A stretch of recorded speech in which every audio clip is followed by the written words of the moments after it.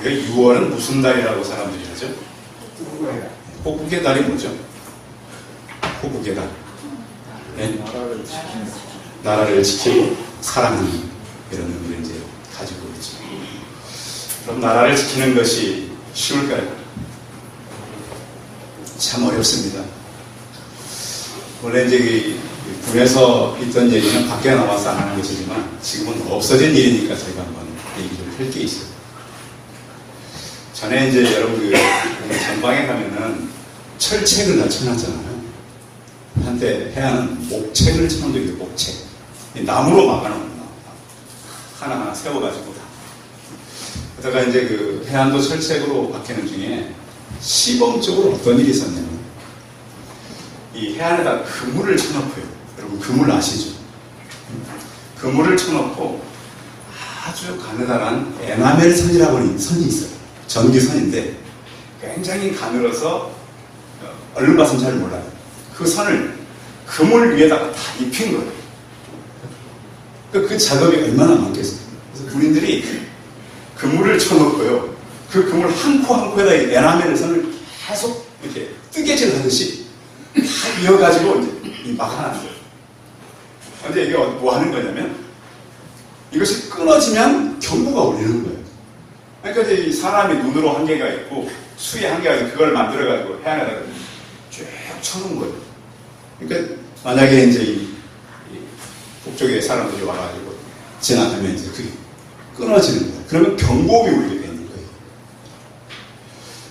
이걸 여름에 설치했는데 처음에는 그런 대로 괜찮았어요.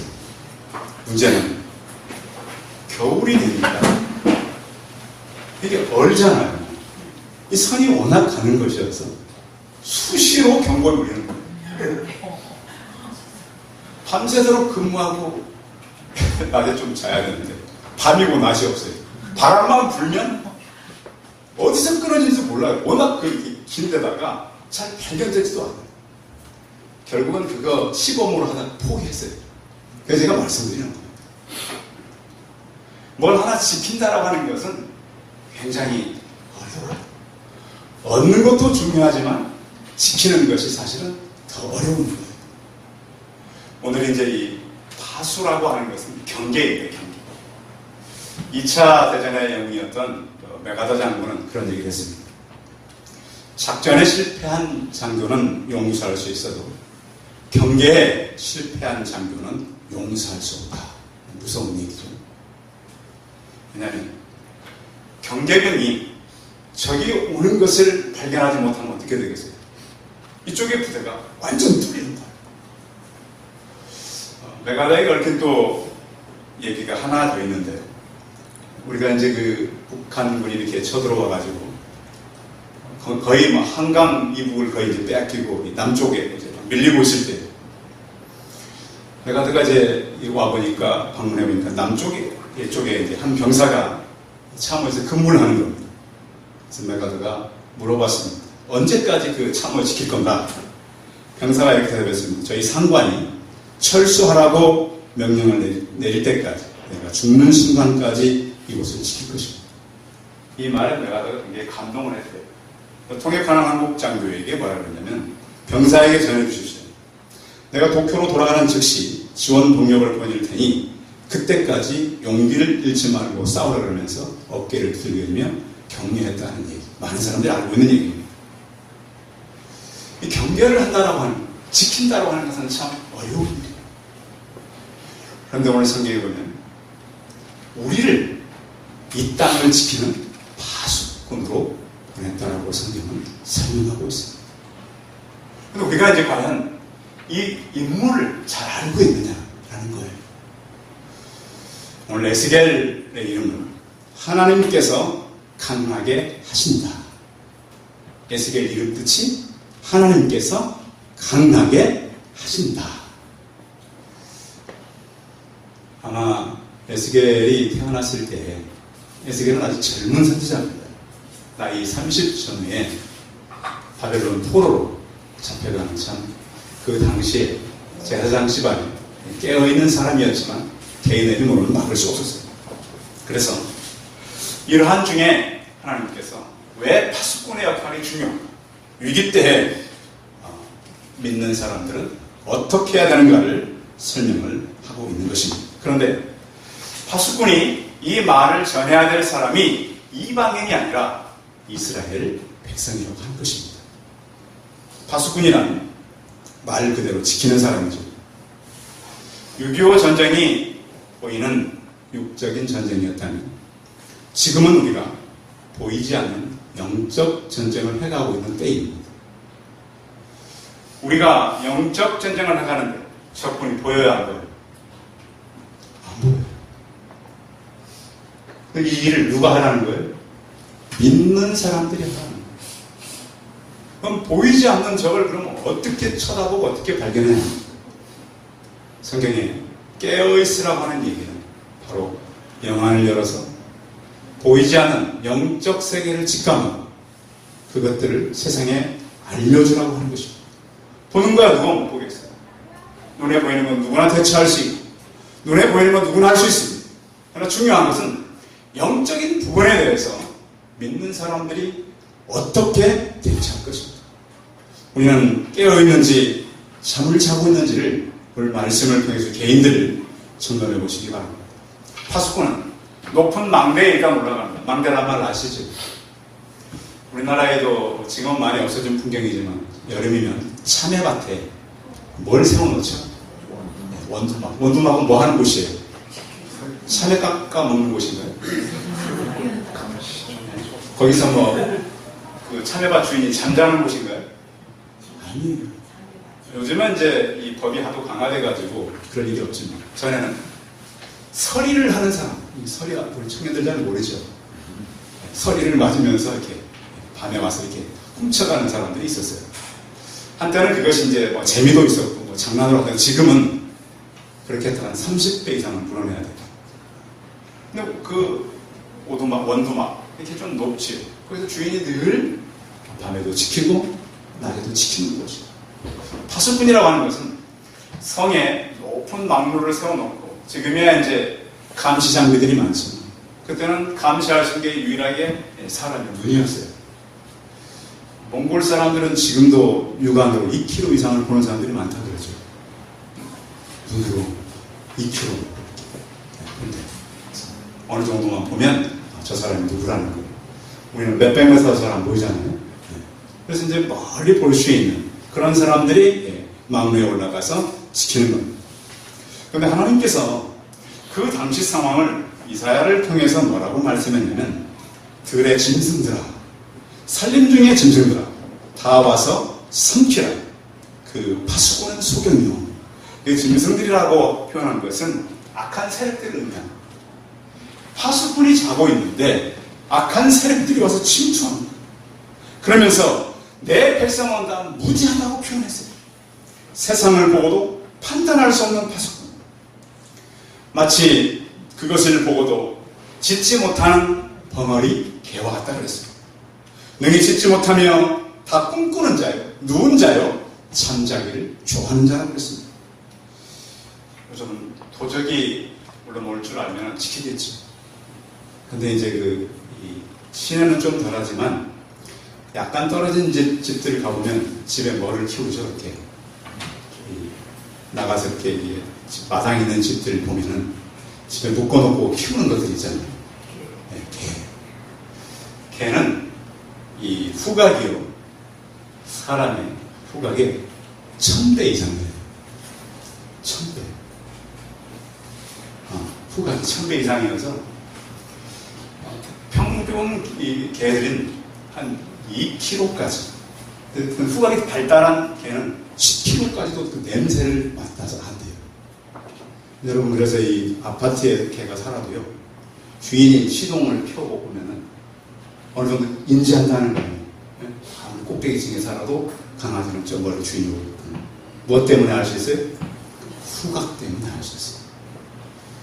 강아지는 그래서 후각을 통해서 막고 뭐 하는 거죠? 위기가 생기면 짖는 거. 이게 강아지 임무예요. 그래서 강아지들이 짖을 때는 뭔가 문제가 있을 때가 많지 않아요. 이렇게 이 어떤 위기가 왔을 때 파수꾼은 그 당시에 나팔을 가지고 있었어요. 나팔을 불어서 위기를 알려주는 것이 바로 파수꾼의 임무였습니다. 지난 1월에 밀양의 한 병원에서 불이 났어요. 근데 이제 불이 나면 병원에도 이렇게 이 소방시설이 있어가지고 그 소방기구가 울리잖아요. 그렇죠? 소방벨이 울리게 돼 있어요. 벨이 울렸는데 그 병원에서 근무하는 분이 잘못돼서 울린다고 10분 동안 그냥 있었어요. 지난 1월달에. 결국 그 불이 커져가지고 46명이 사망했어요. 끔찍한 일이죠. 바로 한 달 후에 신촌의 어느 병원에서 또 불이 났어요. 근데 그 병원은 이 소방시설이 잘 돼 있었어요. 스프링클러가 정상적으로 작동을 했고, 불이 나면 자동적으로 불이 차단되는 시설이 작동을 했고, 평소에 훈련했기 때문에 한 사람도 죽지 않았어요. 물론 약간의 사고는 있었겠죠. 그럼 두 개의 차이가 뭔가? 불이 났을 때 불은 초기 대응이 중요합니다. 그렇죠? 초기 몇 분, 그의 사람을 죽고 사는 굉장히 중요한 역할을 해요. 위기도 마찬가지예요. 위기도 생겼을 때 처음 생기로부터 그 몇 분이 중요합니다. 믿음의 사람들도 마찬가지예요. 그들이 너무 멀리 가버리기 전 영적인 감지를 가르쳐주는 것은 굉장히 중요한 것입니다. 파수꾼의 일을 못하는 사람을 성경은 이사야서를 통해서 개라고 명령합니다. 우리나라에 지금 반려견 1000만 시대가 됐습니다. 5사람 중에 한 사람은 집에서 강아지를 키우는 거예요. 엄청나게 많아졌어요. 그런데 성경에 이 짓지 못하는 개와 같다라고 설명을 하고 있어요. 자기들의 이익만 도모하고 다른 사람들에게 위기를 알려주지 않는 사람들, 잘못된 파수꾼이라고 말하고 있습니다.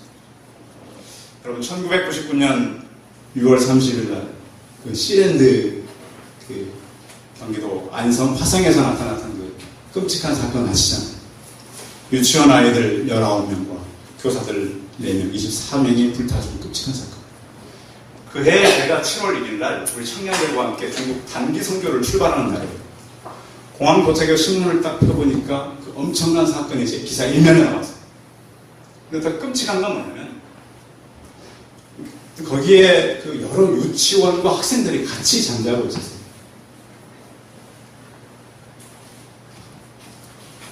가장 사고가 많이 났던 칸이 있었어요. 칸마다, 방마다 차이가 있었는데 사고가 많이 났던 유치원 아이들이 자던 방 선생님은 밖에 계셨어요. 밖에. 뭐 하고 있었죠? 술 마시고 있었어요. 물론 안 했다고도 그러고, 물론 우리가 안 본 거니까 차이가 있겠지만 아무튼 같이 없었어요. 근데 바로 옆방에 다른 유치원 아이들이 있었는데 거기는 선생님이 같이, 인솔자가 같이 잠을 잤어요. 그 아이들은 한 명도 죽지 않았어요. 이 사고는 그럼 누가 같이 있느냐? 만약 선생님들이 밖에 있지 않고 그 반처럼 인솔자가 같이 잤더라면 사고를 줄일 수 있었다.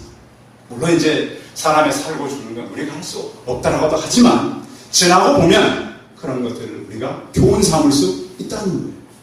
왜 하나님께서 오늘 에스겔을 통해서 우리에게 이 땅에 파수 역할을 감당하라고 할까요? 이스라엘과 유다가 왜 망했을까요? 선자들이 없어서 망한 게 아니에요. 말씀이 없어서 망한 게 아니에요. 영적인 역할을 사람들이 안 했다는 거예요.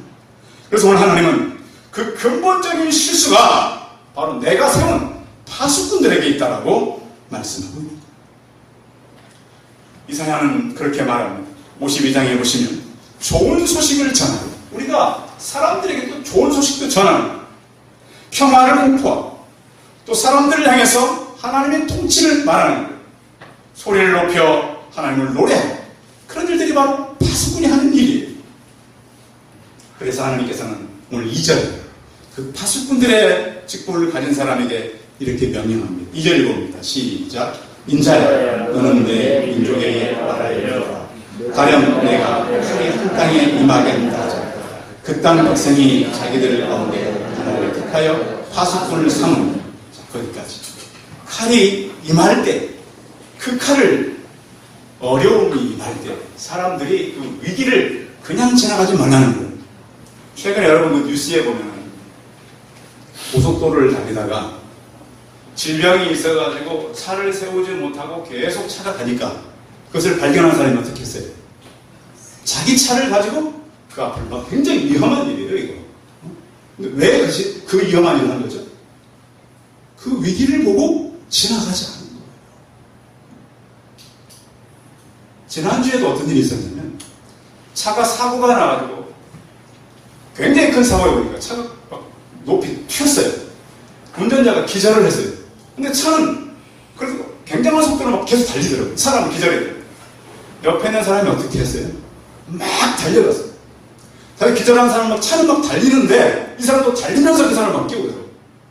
이쪽에서 안 되니까 차 앞으로 돌아 저쪽으로 이 사람 굉장히 빠른 속도로 뛰면서 그럼 굉장히 위험하거든요. 근데 그런 뉴스를 보면서 이 시대도 정말 의로운 사람이 많구나. 자기가 그 차에 깔릴 수도 있어요. 근데 그 안에 있는 사람을 살리기 위해서 막 그러니까 이 사람 기다리기 때문에 언제 깨어날지 몰라요. 그 사람을 막 깨워가지고 브레이크를 밟게 해서 그 차를 세우는 걸 뉴스를 통해 볼 수 있어요. 성도 여러분, 그런 일을 영적인 위기를 맞은 사람들에게 우리가 하는 거예요. 우리는 그런 영적인 위기를 직감하지 못하고 있다는 거예요. 하나님은 그래서 칼이 임할 때 그 칼이 임한다고 말해라 라고 하는 것입니다. 달나라에서 볼 수 있는 가장 큰 지구의 건축물이 하나 있다거든요. 뭐 물론 지어낸 얘기 같은데 중국의 만리장성이에요. 왜 이 엄청난 장성을 쌓았을까요? 왜 쌓았어요? 북방에 몽골족, 흉노족이죠. 몽골족이나 흉노족에 찾아보면 그 비슷한 얘기래요. 그 몽골족들이 다가오니까 그들을 막기 위해서 그 높이는 거의 평균 거의 9m예요. 그러니까 말이 못 넘도록 넓이도 평균 한 5m 정도. 그래서 한 6,000km를 쌓은 거예요. 그런데 그 만리장성을 넘었어요, 못 넘었어요? 장성은 못 넘었어요. 그게 다 구운 벽돌을 가지고 많이 만들었거든요.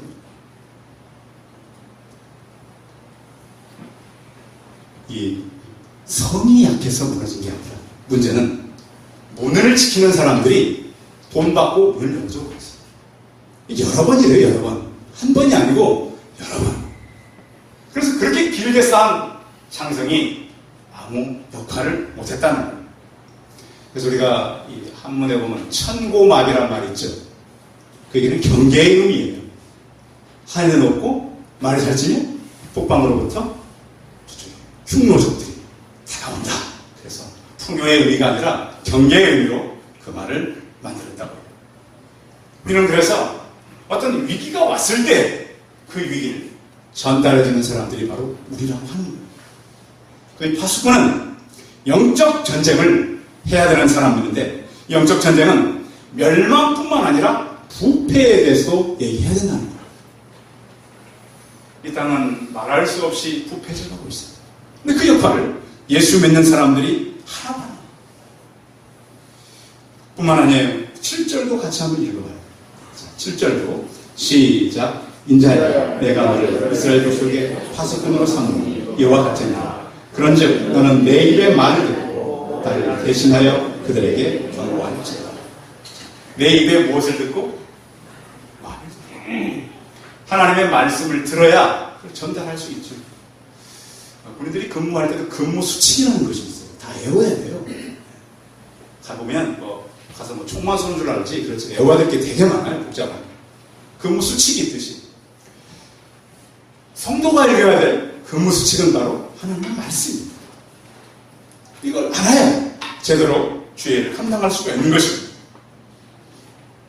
하나님을 대신해서 우리가 그들에게 하나님의 말씀을 가르쳐줘야 해요. 하나님을 대신해서 우리는 정말 이 땅의 높은 곳에 서야 돼요. 우리 교회 중직자들은 더 높은 곳에 이르러야 돼. 그래서 성도들에게 또한 주변 사람들에게 그 경고를 가르쳐줘야 되는 것입니다. 그 말씀을 가지고 우리가 사람들에게 전할 뿐만 아니라 또 울리만 있는 말씀처럼 나를 대신해서 그들에게 경고해야 되는 것입니다. 8절도 같이 한번 읽어봐야 돼요. 8절, 제가 7절까지는 8절 보고 시작. 가령 내가 악인에게 이르기를 악인아 너는 반드시 죽으리라 하자. 내가 그 악인에게 말로 경고하여 그 길에서 떠나게 하지 아니하면 그 악인은 자기 죄악으로 말미암아 죽으려니와 내가 그의 피를 내 손에서 찾으리라. 떠나게 해야 될 책임이 우리 크리스찬들에게 있다는 거예요. 그러니까 이 땅에 모든 문제의 책임은 믿는 사람들에게서 찾겠다. 그들을 떠나게 해야 되는 일이 바로 우리의 역할이라고 하는 거예요. 사무엘상에 보면 엘리 제사장과 사울로 하면 왜 망했죠? 그 말씀을 제대로 듣지도 않았고 전하지도 않았어요. 그러나 거기에 비해서 사무엘과 다윗은 쓰임 받는다. 사무엘은 기도의 사람이고 다윗도 기도의 사람. 그러면서 위기 때 나라를 살리고 국가를 세워가는 그런 사람들이 되었다고 합니다. 선거가 얼마 남지 않아서 그러니까 후보들 굉장히 많이 지금 선전하고 다닙니다. 사람은 하나님께서 세울 것입니다. 그럼 우리가 중요한 것은 정치인들이 나라를 세우는 것이 아니라 믿음의 사람들이 파수꾼이 되어야 한다고 하는 거예요. 첫째로 우리는 내 자신에게 또 파수꾼이 돼요. 내가 나를 지켜야 내가 파수꾼을 할 수 있죠. 내가 엉망인데 얼마나 되겠어요. 그래서 우리를 깨어있다라고 말씀하죠. 아버지 뜻대로 살라고 말씀합니다.